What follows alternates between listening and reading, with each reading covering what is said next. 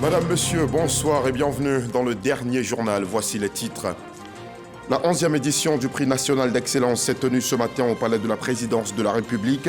Le chef de l'État a récompensé 77 lauréats, dont 44 personnes physiques et 34 personnes morales. Ces excellents compatriotes sont issus des secteurs publics, privés et de la société civile. Le président Ouattara leur a exprimé sa fierté de s'être démarqué par la qualité de leur performance.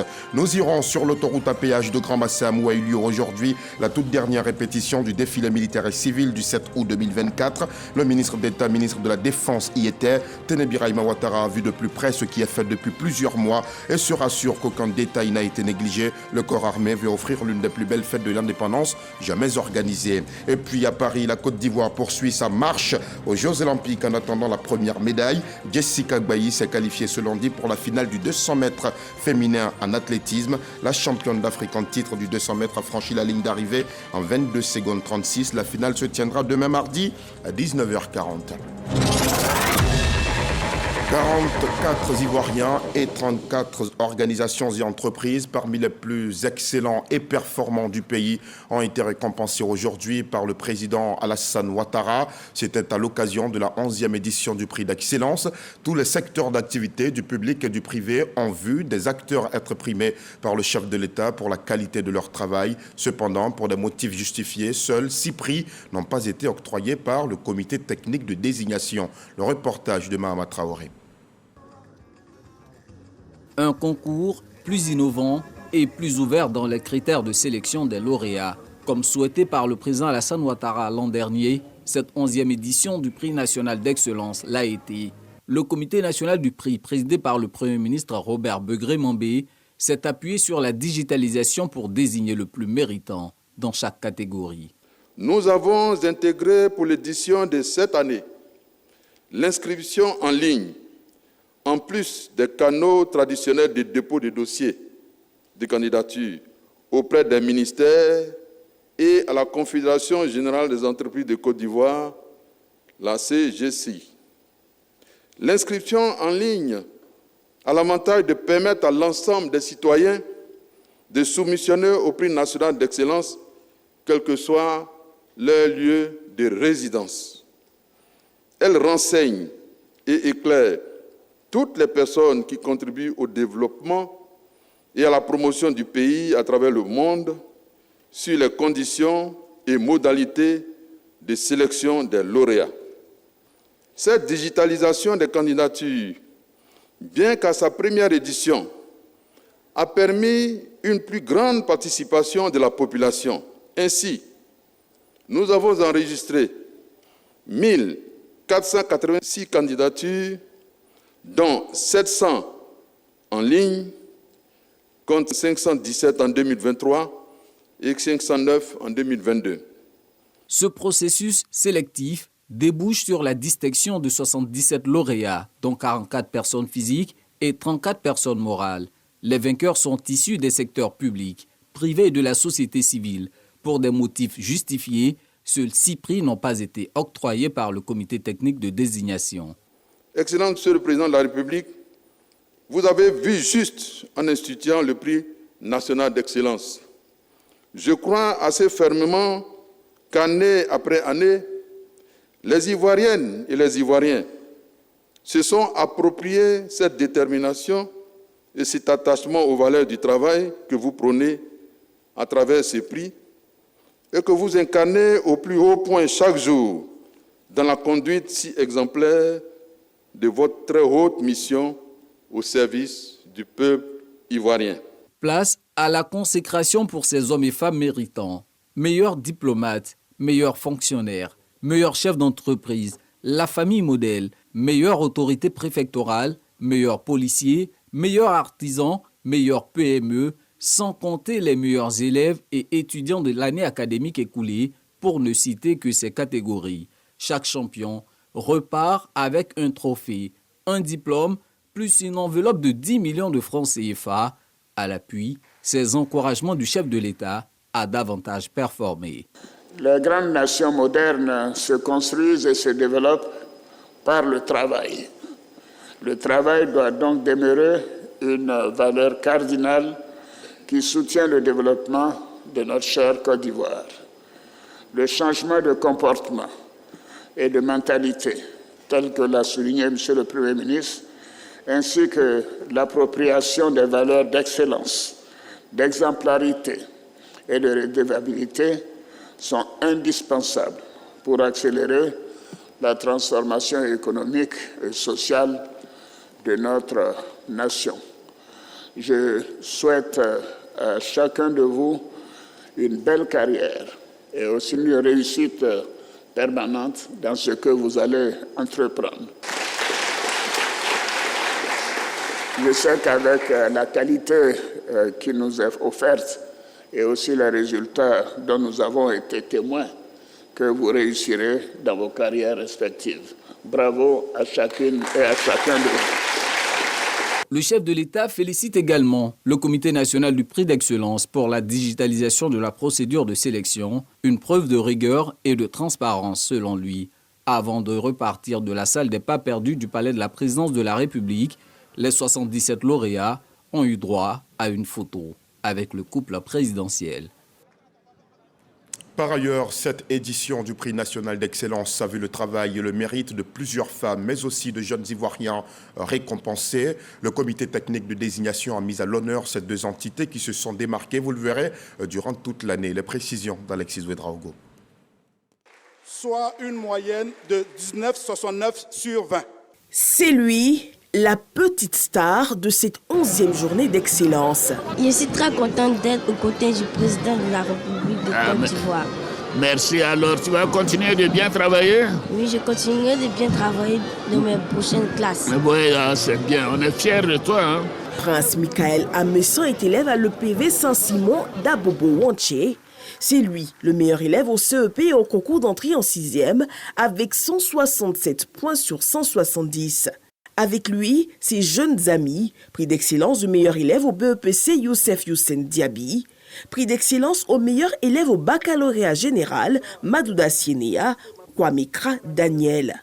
Un autre visage qui captive, celui du capitaine Claudia Ruth Adou, chef de la section antidrogue de la gendarmerie nationale. Elle décroche pour la toute première fois attribué à une femme le glaive d'honneur de la gendarmerie. Le prix national d'excellence consacre un engagement, celui de la Côte d'Ivoire, à promouvoir une société d'excellence qui célèbre le mérite et le savoir-faire dans les domaines clés des activités socio-économiques et culturelles. Les jeunes et les femmes de cette édition saluent cette vision. C'est toujours un grand plaisir, une émotion de recevoir un prix de la nation qui certifie notre travail acharné. Ça nous convainc en fait dans l'activité que nous avons choisie et de permettre de rester toujours excellent dans notre secteur d'activité. Avoir ce premier prix est une reconnaissance qui vient renforcer mon engagement à contribuer véritablement au développement de notre pays. Je suis très heureux d'avoir reçu évidemment cette distinction qui peut être considérée comme une distinction suprême, d'autant qu'elle émane du chef de l'État et c'est la reconnaissance de l'État. Je veux espérer que ce fardeau que je porte désormais va faire de moi une sorte d'exemple pour la jeune génération. Recevoir ce prix vraiment est un signe de reconnaissance et qui va nous permettre encore de persévérer, de donner le meilleur de nous pour le bien-être de nos producteurs. C'est une fierté nationale pour moi de savoir que l'État reconnaît mes mérites et aussi c'est un challenge, un défi nouveau pour moi pour garder la barre haute. Je pense que ce prix va me pousser à encore plus d'excellence, en tout cas à la promotion de l'excellence dans le secteur dans lequel je suis, la communication. Le prix d'excellence offre de nombreuses retombées positives aux lauréats, la reconnaissance, la visibilité, l'opportunité de réseautage et l'accès au financement. Il est surtout un exemple concret d'une Côte d'Ivoire qui se construit avec un capital humain de qualité. Et après la cérémonie officielle, les réactions des lauréats, vous le verrez, se sont multipliées. Je vous propose d'en voir quelques-unes au micro de notre reporter Alexis Ouedraogo. C'est une grande reconnaissance, déjà d'être reconnu par le pays et principalement par le chef de l'État. Alors c'est une opportunité à saisir afin de demeurer des sources d'inspiration pour la jeunesse. Merci à Dieu, merci à mon épouse, merci à mes collaborateurs parce que c'est un travail d'équipe qui nous a amenés à être à ce niveau. Merci à la Côte d'Ivoire et que vive l'excellence. L'année dernière, nous étions deuxième. Cette année, nous sommes premiers. Pour nous, c'est un encouragement à la lutte contre l'incivisme sur les routes, à l'ensemble de nos équipes à vraiment s'engager encore plus pour développer des solutions qui vont permettre de sauver des vies. Je suis heureux et fier d'avoir reçu ce prix qui couronne une activité importante pour la Côte d'Ivoire et pour les patients, c'est-à-dire le développement de la cardiologie interventionnelle en Côte d'Ivoire. Et aujourd'hui, grâce à ce prix d'excellence, c'est un hommage qu'on rend à nos patients d'abord, mais aussi à tous nos collaborateurs. Je suis très content parce que les efforts consentis ont été reconnus. Et je voudrais saluer le premier des Ivoiriens, son Excellence M. Alassane Ouattara, d'avoir eu l'idée ingénieuse d'organiser ce prix. Je voulais dédier ce prix au ministre des Eaux et Forêts et surtout au DG de la SODEFOR. Parce que tout le monde peut mettre un plan en terre, mais pour en faire un arbre, il faut de la qualification. C'est grâce à eux que nous réussissons ce reboisement. Nous voulons dire merci à nos équipes. On arrive à présent à notre chapitre consacré à la célébration de la fête de l'indépendance.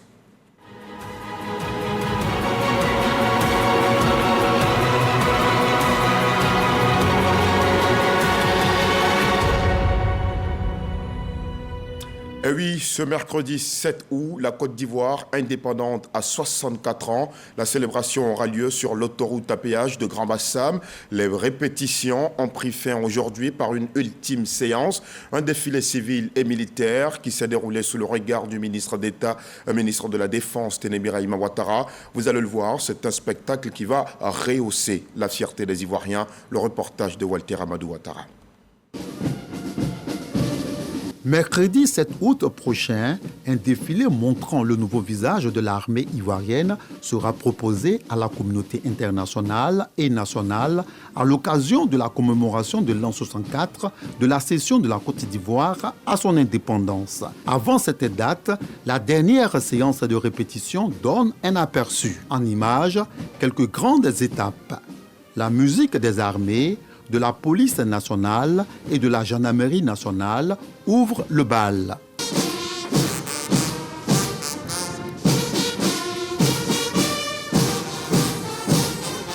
Le passage civil est marqué par les écoles et établissements d'excellence du pays. Côté militaire, les forces spéciales ne passent pas inaperçues.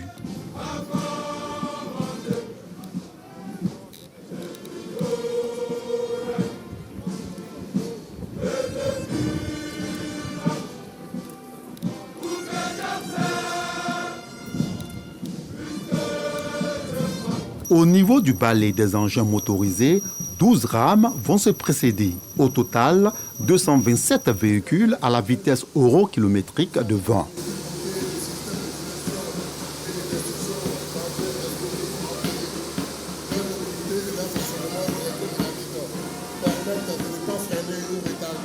Le passage de la garde républicaine est un moment captivant également.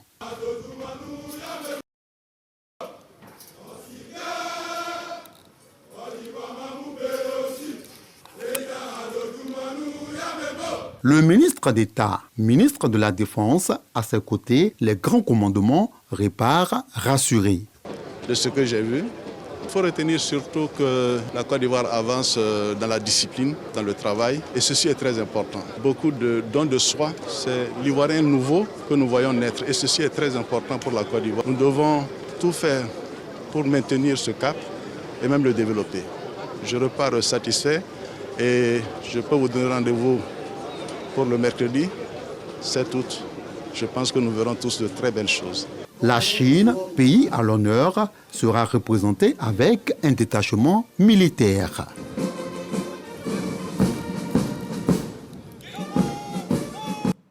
Et comme vous l'avez vu, c'est une célébration de l'indépendance qui se déroulera à Grand Bassam, la ville historique, patrimoine mondial de l'UNESCO. Grand Bassam, première capitale de Côte d'Ivoire, où l'un des faits majeurs pour la libération du pays des griffes du colon s'est déroulé, notamment la marche des femmes sur la prison pour réclamer la libération de leurs époux injustement incarcérés. Khalil Diomandé.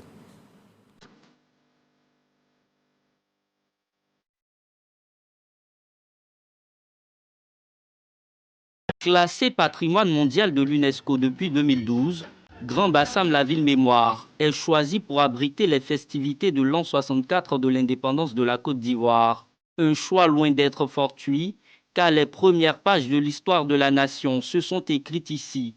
La commune historique garde précieusement 108 hectares de vestiges coloniaux, parmi lesquels le palais des gouverneurs de la colonie française, jadis interdit aux indigènes, et le tout premier palais de justice que nous découvrons en compagnie de Nandroa Akuesson, guide touristique. Nous sommes en 1911 quand on construit ce grand bâtiment. C'était un moyen de pression que l'administration coloniale avait sur les indigènes. Ce palais de justice, c'est celui où il y a eu le procès qu'on appelait le procès des militants du RDA. Bernard Blindadier, par exemple, le premier maire de Grand Bassam, Jean-Baptiste Moquet, c'est ici qu'ils ont été jugés, c'est ici qu'ils ont été détenus en mars 1950. Grand Bassam, c'est aussi et surtout la première capitale de la Côte d'Ivoire de 1893 à 1900. La ville a été témoin des faits marquants de l'oppression des colons à l'égard des Noirs et de la lutte pour l'indépendance, comme la marche des femmes sur Grand Bassam, immortalisée par cette sculpture au centre de la commune. Depuis le 6 février 1949, les hommes, les jeunes, hardis et dynamiques, qui parlait politique et indépendance, avait été raflé par l'administration coloniale et jeté à la prison coloniale de Grand Bassam dans de très mauvaises conditions de détention. Du 22 au 24 décembre 1949, les femmes venues d'Adjamé de 13 décident de marcher sur Grand Bassam pour faire sortir les hommes de prison. Cette manifestation qui a réuni 4000 femmes a fortement effrayé l'administration qui fut obligée de négocier et organiser effectivement le procès qui voit le 30 mars 1950 la libération de ces hommes-là. Pour nombre d'historiens, à l'instar du professeur Arthur Banga, le choix de Grand Bassam pour la commémoration du 64e anniversaire de la Côte d'Ivoire indépendante revêt toute une symbolique. C'est très intéressant, Grand Bassam, comme je l'ai dit, ça montre la colonisation, ça montre aussi la lutte contre cette colonisation. Et donc finalement, c'est une ville qui doit inspirer ça, qui doit inspirer que dans notre passé ou même dans notre présent, on peut avoir des moments où on sera dominé. Mais c'est à nous de pouvoir avoir cette force que justement ont eu les femmes de Grand Bassam. Avec ce 64e anniversaire de l'indépendance qu'elle accueille, Grand Bassam réaffirme de fort belle manière son rôle de gardien de l'histoire et inspire toute la nation à se souvenir du chemin parcouru, tout en regardant vers un futur prometteur. Et l'an 64 de l'accession de notre pays à l'indépendance sera meublé d'activités diverses. Elle démarre demain mardi 6 août par un match de football entre les jeunes et les forces de défense et de sécurité. Le ministre de la Promotion de la Jeunesse, Mamadou Touré, a dévoilé le programme de ces festivités à son cabinet ce lundi. Plus d'explications avec Jean-Marc Diadji et Khalil Diomandé. Les festivités des 64 ans de l'indépendance de la Côte d'Ivoire démarrent ce mardi 6 août 2024. L'annonce est faite par le ministre de la Promotion de la Jeunesse, Mamadou Touré, en présence des acteurs de la société civile et d'anciens du football. À l'affiche ce mardi, un match de gala opposant la jeunesse et les forces de défense et de sécurité. L'idée, c'est montrer la communion entre donc, les jeunes et les forces de défense et de sécurité après la marche au flambeau, donc, qui sera pilotée par l'armée avec tous les jeunes. Et puis ça se termine par le concerto. Voilà. Donc voilà un peu ce qui est prévu. Et vraiment l'idée c'était vraiment d'obtenir votre engagement pour cette activité. En plus du concerto de l'indépendance et du match de gala, un panel sur le thème jeunesse ivoirienne et forces de défense et de sécurité pour l'engagement civique et la responsabilité citoyenne est également prévu. Les jeunes mobilisés procéderont à une opération de salubrité dans la ville de Grand Bassam avant le défilé civil dans la matinée du 7 août. Mais il n'y a pas qu'à Abidjan ou à Grand Bassam que les événements se dérouleront. À Bouaké, l'on va aussi célébrer l'indépendance avec le traditionnel défilé. Les forces de défense et de sécurité et les populations civiles qui vont prendre part à ce défilé s'entraînent quotidiennement avant mercredi 7 août. Notre équipe de reportage, justement, a assisté à quelques répétitions, comme nous le montrent Laure Goretti et Kader Sogodogo. Ce 7 août 2024, la Côte d'Ivoire célèbre le 64e anniversaire de son accession à l'indépendance. Bouaké, deuxième ville du pays, s'apprête aussi à commémorer ce jour symbolique et chargé d'histoire. C'est le boulevard Reine Pokou qui va abriter le traditionnel défilé de la fête de l'indépendance. Mais avant, le jour J, l'armée ivoirienne s'attelle à un exercice, le défilé militaire. Un entraînement pour un défilé haut en couleur.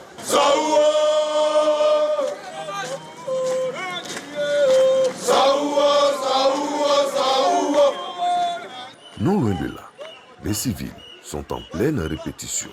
Parmi eux, des élèves, des coiffeurs, des mécaniciens et bien d'autres. Ils doivent, en quelques jours, apprendre à marcher droit et surtout suivre le rythme. Chez nous, tout est réglementaire. Les pieds bien joints, la poitrine bien baumée, le visage bien redressé. Tu regardes tout droit devant toi et tu marches maintenant au pas. Droite, droite, tout droit, les pieds, droite, gauche, en tout cas, c'est bon. En 1960, l'indépendance de la Côte d'Ivoire, je n'étais pas né. Et aujourd'hui, nous commémorons cet anniversaire. Je pense que c'est un honneur pour moi réellement de pouvoir participer à ce défilé-là. Plusieurs commissions sont mises en place. Ici, le volet mobilisation est dirigé par Nana Gustave Kouadio qui utilise tous les canaux de communication pour assurer un déplacement massif des populations sur le boulevard Reine Pokou. J'ai tenu déjà une première réunion avec la majorité des chefs pour dire que aujourd'hui, de répondre présent. Mais au dehors de là, j'ai fait des communiqués radio pour motiver davantage la chefferie à y répondre vraiment très massivement. Il n'hésite pas à faire du porte-à-porte. La Côte d'Ivoire a acquis son indépendance le 7 août 1960 sous la houlette de feu le président Félix Houphouët-Boigny, premier président de la Côte d'Ivoire, moderne et modèle. C'est toujours avec beaucoup de nostalgie que les plus anciens d'entre nous évoquent les célébrations tournantes de la fête de l'indépendance. Sous le président Houphouët-Boigny, les capitales des régions du pays abritaient cet événement important et bénéficiaient toujours de projets de développement. C'était le cas notamment à Bouaké, la première capitale à avoir accueilli en 1964 la fête tournante de l'indépendance. Par ailleurs, vous le verrez, à l'intérieur du pays, l'on réclame le retour à cette ancienne méthode du père de la nation. Moussa Konaté nous replonge dans quelques souvenirs.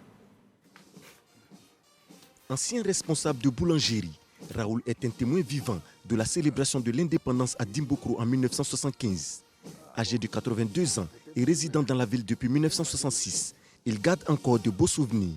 Quand le président est venu, il était dans un camion militaire, le commandement militaire. Il a salué toute la population avant d'aller s'installer. C'est là que l'indépendance a commencé.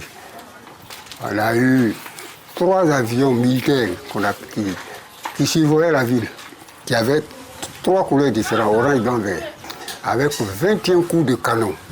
À Dimbokro, plusieurs infrastructures ont vu le jour à la faveur du 15e anniversaire de l'indépendance de la Côte d'Ivoire. Complexes hôteliers, marchés, bâtiments administratifs et des logements. Dame Yao habite actuellement dans l'une des villas construites à cette époque. C'est une maison d'indépendance. Mon mari a payé une maison là. Mais 98, c'est ça, nous on est venu. Il a pris retraite. On a quitté Akorogo. Il est venu prendre la maison. Véritable opportunité de développement, les fêtes tournantes ont contribué au rayonnement de nombreuses villes. Man, la capitale du district des montagnes, a abrité le 9e anniversaire de la fête de l'indépendance en 1969. À cette occasion, le stade de Léon Robert fut bâti. Des édifices administratifs, des infrastructures routières et hôtelières sont réalisés. Quand Houphouët-Boigny est arrivé là, il y a beaucoup même qui a blessé. Parce que tout le monde veut les voir Houphouët-Boigny. Nous tous on a défilé devant Houphouët, au grand terrain des Mans.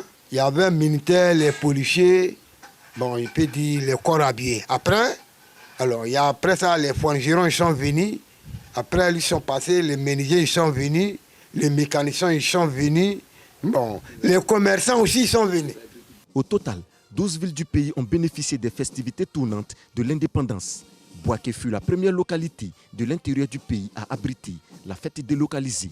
C'était en 1964.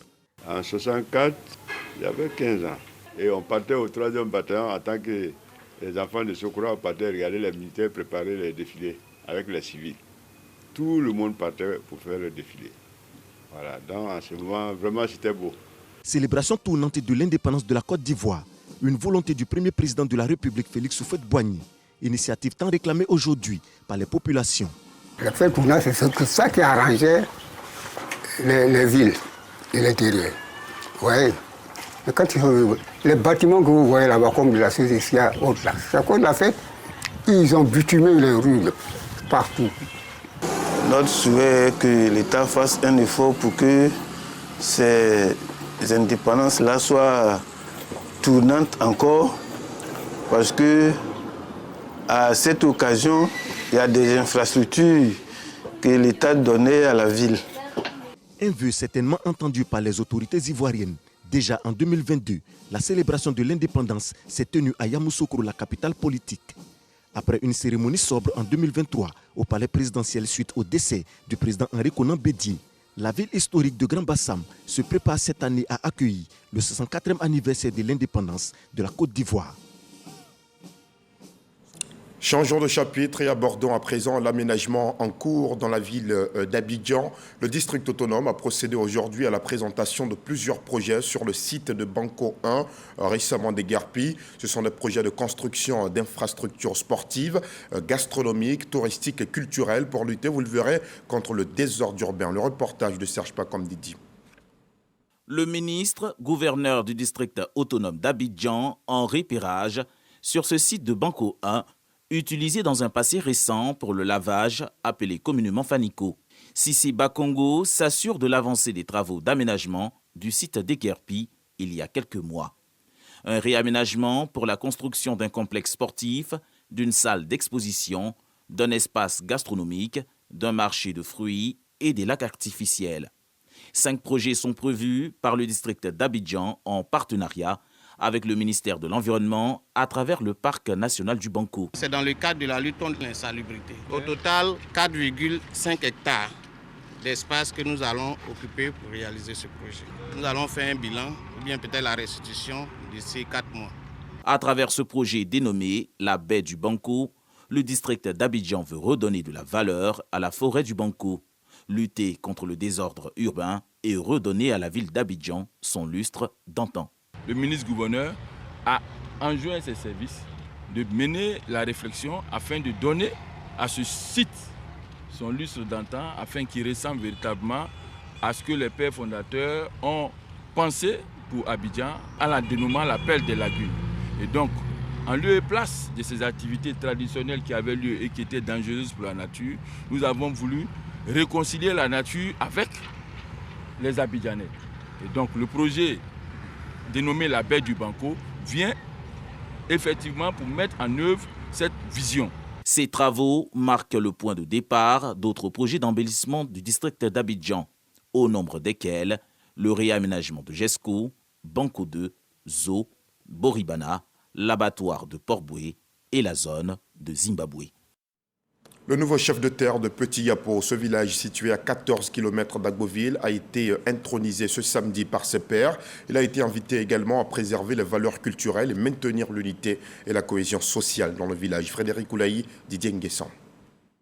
Petit Yapo, village situé à 14 km d'Agboville, dans la Nyebitiassa, vit au rythme de l'intronisation de son nouveau chef de terre. Des prières dites par les confessions religieuses, mais également une libation pour soumettre la terre aux ancêtres. Des terres désormais sous le garant de Nana Edi Edo René, nouveau chef de terre de Petit Yapo. Investi par ses pairs, Nana s'engage à la protection et à la valorisation des titres fonciers. Je demande que nous tous, nous allons nous comprendre. Nous allons prendre la route que Dieu a tracée. Donc je souhaite tout le monde, on va s'attendre pour que le village aille devant. Cette intronisation en présence de tous les cadres du village est l'occasion pour le chef de village d'inviter les populations à la solidarité.